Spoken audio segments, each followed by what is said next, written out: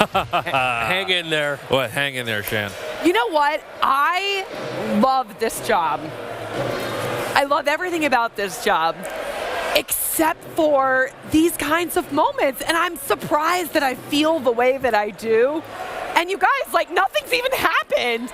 But there was something about Brock sitting down on the ice, on the bench next to me, and him just looking at me and me thinking, I feel like we grew up together. Like, we had kids around the same time. We became part of the family here on the island. And the idea that, you know, that might be the last time, I don't know. There's just something about it that got to me tonight. To be clear, he could sign an extension and be in forever. And then you're all going to laugh at me. And I hope that that's the case. I really do. At least then he'll know that you love him. What? Yeah, at least then he'll know you He'll love know him. that I love him. Like, all the words, we left it out there. Yeah. You can't take back the tears.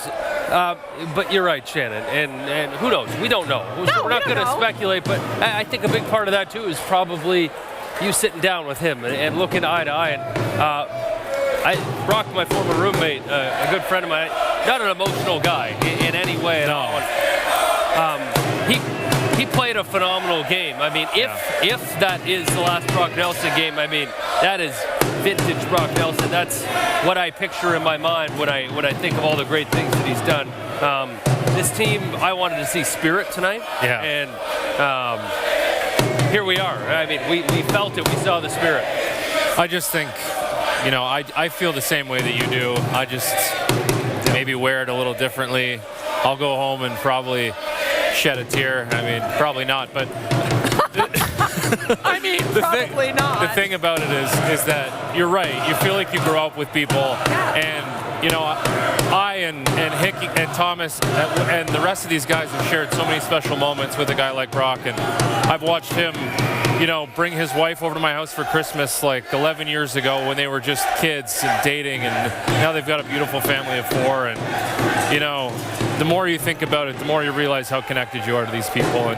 And these are the moments in this game and in the business part that really suck, because people don't often think about it, but there are real people behind these things. There's real people behind the decisions, and not only does the team lose Brock, but every single teammate loses their daily interaction with Brock. And I lose my ability to go pick up his son to bring him to hockey practice, and all of the things that go with it. So if it is the last one, what a game.